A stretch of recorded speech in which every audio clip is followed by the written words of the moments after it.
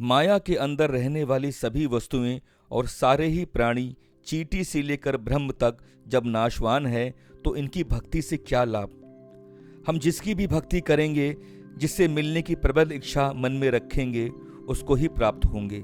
जगत गुरु कृष्ण भगवान ने अपने शिष्य अर्जुन से कहा था कि जो देवताओं को भजते हैं वो देवताओं को प्राप्त होते हैं, जो प्रेतों को भजते हैं वो प्रेतों के लोक को चले जाते हैं, और जो सब कुछ त्याग कर केवल मुझ में ही चित्त लगाते हैं और मेरे लिए ही सब कुछ करते हैं, वो मेरे असली रूप में लय होकर अनंत आनंद और अमर पद को प्राप्त होते हैं। जिस तरह मेल मिलाप के समय खुशी और आनंद होता है, उसी तरह वियोग के समय दुख और रंज का होना लाजमी है।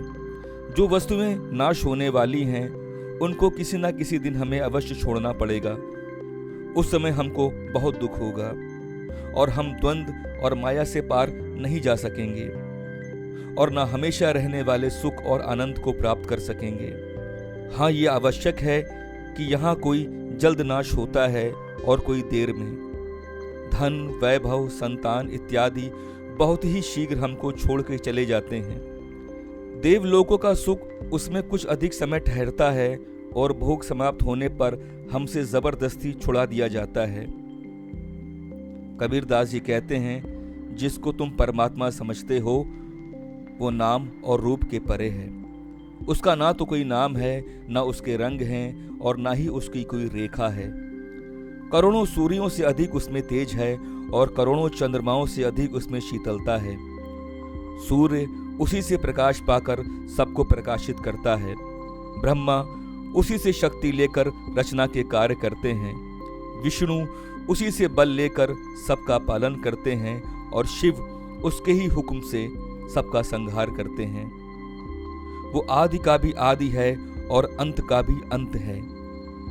उसके अनंत बेताद नाम है और उसके अनंत रूप हैं। वेद उसको प्रणव कहते हैं। सृष्टि के आदि में सबसे प्रथम जो शब्द उत्पन्न होता है तथा जो रचना की धारा के साथ रचना का कार्य करता है और जो सब प्राणियों के जीवन का आधार है, उसको प्रणव कहते हैं।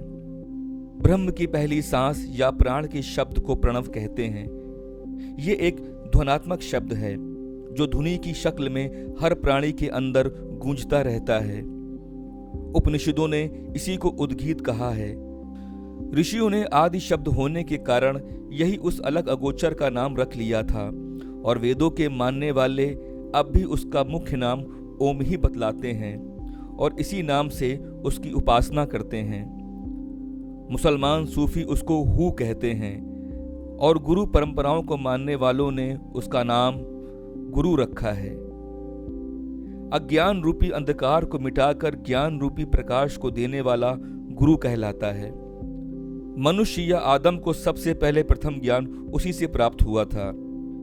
फिर पीछे एक ने दूसरे से उसी से ज्ञान को पाया। इस तरह ये सिलसिला आदि सृष्टि से अब तक बराबर चलता चला आ रहा है और अब भी पात्र बन जाने, इल्हाम या आकाशवाणी के द्वारा किसी किसी को उसका उपदेश मिला करता है। इसीलिए वही सबका सद्गुरु हुआ और इसी कारण हमने उसका नाम सद्गुरु रख दिया। बस इसी को अपना गुरु, अपना आइडियल, अपना इष्ट बनाना चाहिए। उसी की भक्ति करनी चाहिए और हरदम उसी की प्राप्ति की कोशिश करती रहनी चाहिए ताकि फिर कभी भी दुख और क्लेश का मुख न देखना पड़े। बीच के किसी देवता से अथवा किसी स्थान से अपना संबंध नहीं जोड़ना चाहिए। यही संत मत है। यही संत मत है कि जिसके प्रचार के लिए हमको इस पृथ्वी लोक पर आना पड़ा है। मनुष्यों के सभी सवालों का उत्तर यही है कि वो संत मत से जुड़े और गुरु में अपनी आस्था, अपनी श्रद्धा और अपना विश्वास बनाए रखे।